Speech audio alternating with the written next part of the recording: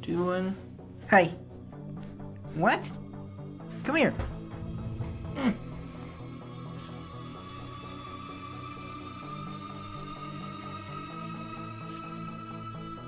so happy.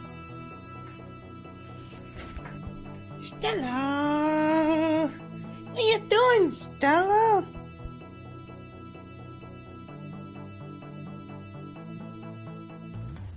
Alright, so we have the touch-up paint ready. I have thinner, I have the gun cleaned, my little touch-up gun, and I got a piece of cardboard out because I'm going to test it on that cardboard first before I start spraying. But the car is ready right now to be sprayed. So let's get this stuff ready.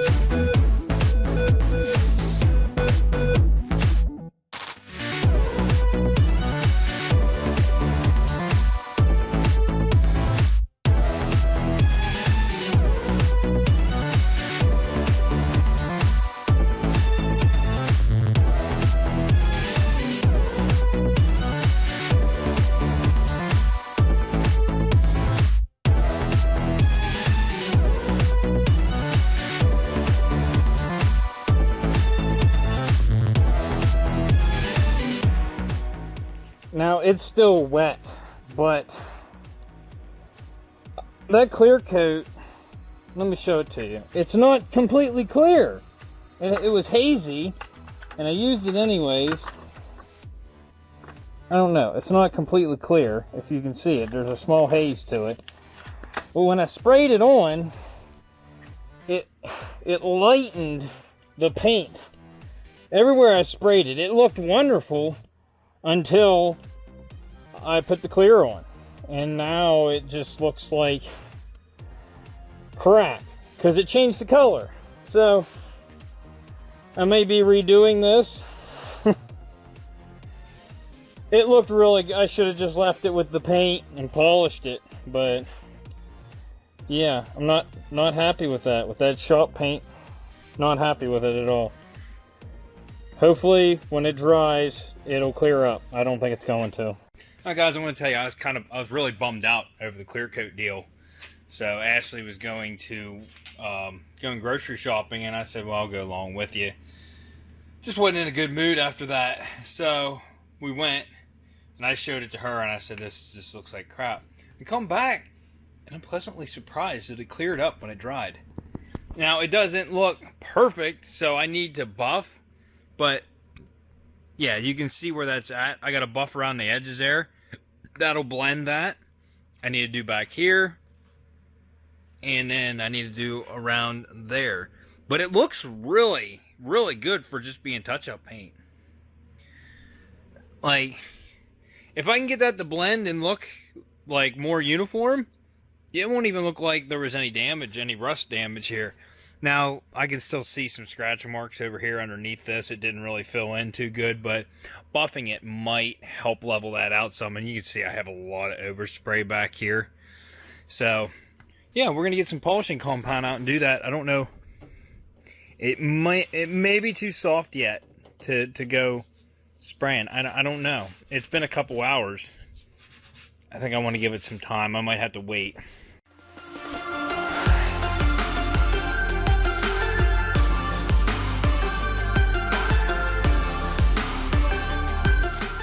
Alright, so I took the polisher over this area and over this area, and it did really, help it, but I still need to get, it's still kind of rough around the edges. I think I'm going to let this dry a little bit longer. I don't know if that's affecting it, but it does still feel kind of rubbery to the touch, like not real bad.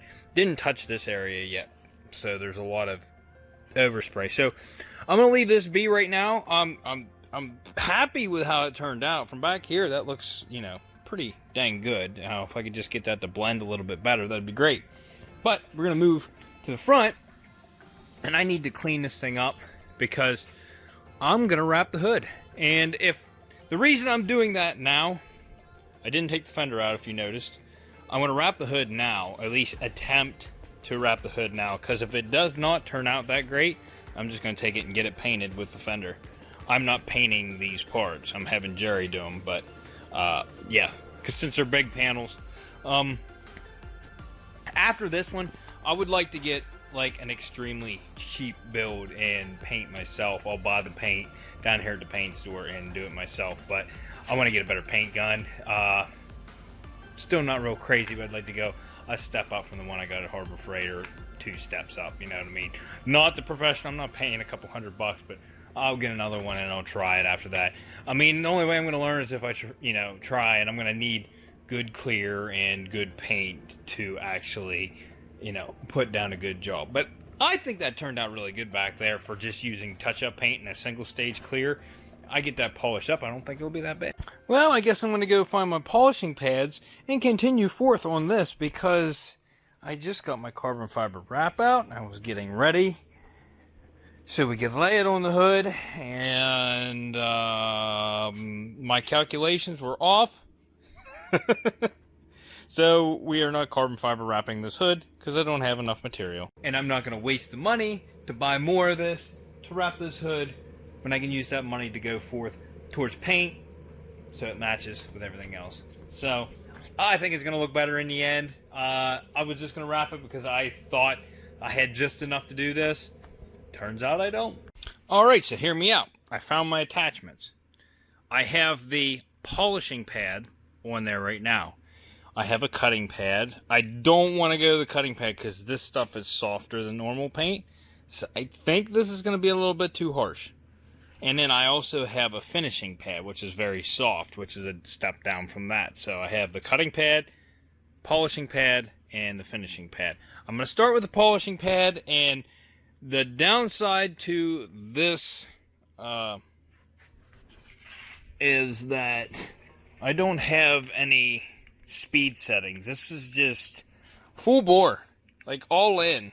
You just, yeah. So I gotta really watch what I'm doing here and be real gentle and fast on certain areas. So I'm gonna do that real quick and see how it turns out. Hopefully I don't go through this, but cross your fingers. I mean, you don't know until you try, right? So I'm gonna try.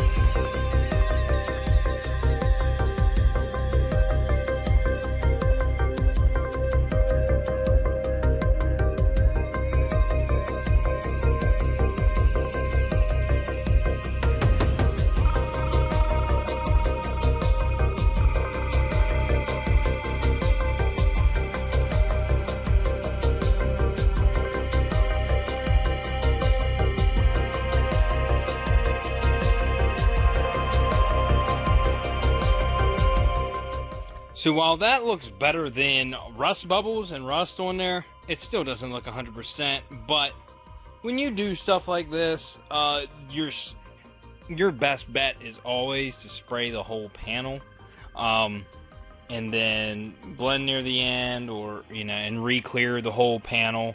But it's just I'm doing what I can with what I got, and on a budget. So that's how I fixed the rust. I still have to seal the inside, and I have to spray fluid film in there, but I want to power wash the inside of that wheel well before I end up doing that. So I got the side skirt back on. I did throw some sealer on the insides here, over there, and down there. Now I'm going to put the wheels back on this thing so this thing can roll out. Then tomorrow I will power wash this, and then we'll get the fluid film sometime. But the Scion needs some maintenance. Well, it doesn't really need maintenance, but I'm going to work on it. I'm going to do transmission fluid, we're gonna flush it out and put new fluid in. What else? And we're just gonna do an oil change on it. Oh, and the one rear brake caliper that I put on, put new rotor and pads in. It's squealing, and I got grooves in my rotor, so I need to get that apart and see what's going on there. If I got a stone stuck, the pads are stuck, something's going on there. So I need to get in there and check that out. So that's what the rest of this video is going to be about. If you don't care about the Scion, then bye-bye. But we're going to bring it in and do some work. Alright kids, I do not have time to waste this morning. We're going to Ashley's nephew's graduation, and it's like a drive-through graduation, whatever. And I was just going to check the brakes. I told you, I got something going on with the passenger rear brake on my Scion. We drove it last night and it was squealing. And the rotor has a couple grooves in it. I think I have a stone or something stuck in the caliper. So I'm going to get in there and check that out. And I'm also going to change the manual transmission fluid. I'm going to change the oil. I have not touched it since I did that full, tear down and put back together and stuff. So I think it's a good time to change the oil. I think I put like 3,000 miles on it. It's a little early, but since I had all that open and all that stuff done to it, I want to drain the fluid. I did check the oil recently, and it has not used a drop. And I'm probably going to have to sand this hood a little bit more since we're painting it. I got some rust spots right here a little bit. And I'm kind of nervous about using this primer to paint on top of. Also got a story here. I was driving the Scion home from work, and I came to an intersection where it was like, at the bottom of a mountain, there's a road this way, and you come down at an angle like this to a stop sign. So all traffic was coming down and stopping, and then pulling out. The car in front of me started to roll, so I looked over my shoulder, back this road, and he stopped in front of me, and I rear-ended him. And that's the first time that's ever happened in my life. I don't know. It's probably not even coming up. There's just very micro scratches right here. I mean, it was a Ford Focus, and honestly, there was no damage on either of our cars. And the guy was like I got out, and I was like, I'm sorry, I looked over my shoulder, ran into you, said there's no excuse, whatever. And he looked at me, and he goes, if you're good, I'm good. I was like, yeah. And he got back in his car and drove off. So, it felt like I hit a lot harder than the damage is showing on that. Freaking women drivers, huh?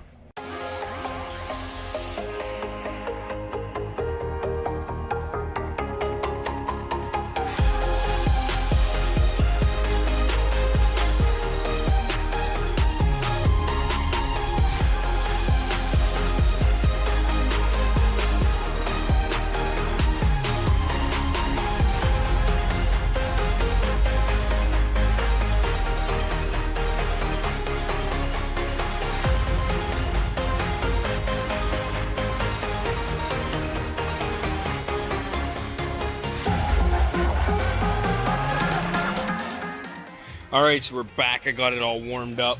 Transmission warm and everything. This is a brand new rotor. Now I have you. It's been on here for like 1 week, and I don't know if you noticed the grooves on that already.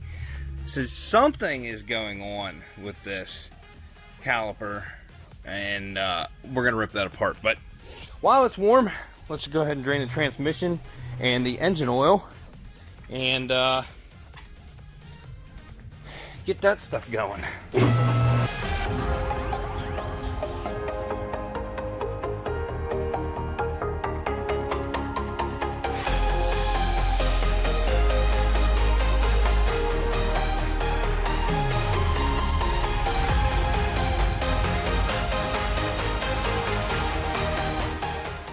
Well, no wonder this was getting warm. Look at how uneven this is a brand new pad. Look how far down that's wore on the one side. This side's fine. It was sitting in there crooked, and those brackets, it's not sliding in them. It is as tight as can be. I need to take those brackets off there and then scrape or grind the rust out that's underneath them, that's pushing on them and not letting it sit in there freely. So no one, I mean, it burnt the paint off the inside of that. So I don't even know if this rotor's any good anymore. But I am going to take that brake pad out And I don't think there was anything obstructing. No, there's nothing obstructing it on this caliper. So, yeah, I got another pad from when I did the job. I think. I hope I didn't throw them away. Yes. See, the one side was perfect and the other side wasn't. So I do have this pad right here, which is in better shape than the one I just took off. So I'm gonna put this pad back in and hopefully fix this issue. Look, it's got more than the brand new one. Only thing is, it lost the insulator off the back. Let's clip on. I think I can take that off and put it on there. Yeah. So I'm gonna clean this up and get it back on here, and we'll see. I'll show you what it looks like after I clean it up.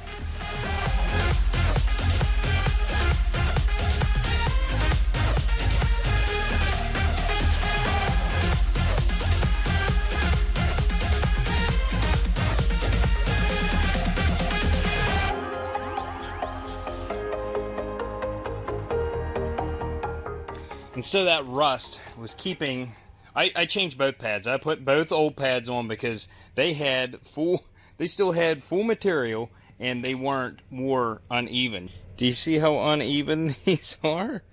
It's because it wasn't letting these slide.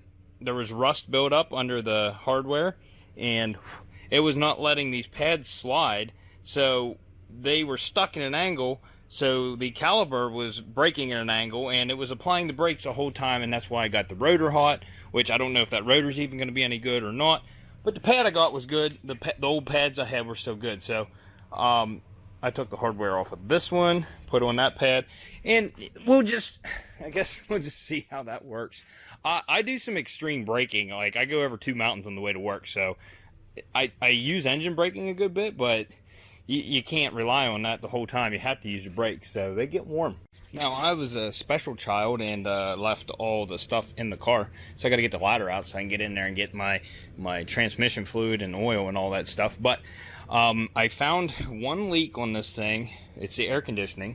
There's a seal leaking on the compressor right where that one sensor's at on the front. There's a little bit of PAG oil coming out of there, so I will have to address that. But besides that, there's no leaks on this thing at all. Transmission, you drain it right here, and then the fill plug is right there. So I have them both out.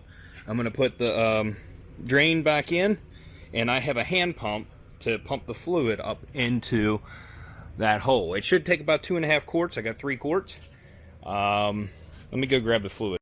I'm going to be using Lucas Synthetic 75W90 gear oil. And this is the hand pump I'm going to use. You stick this down in the bottle, and then you pump it right up through that tube into your transmission.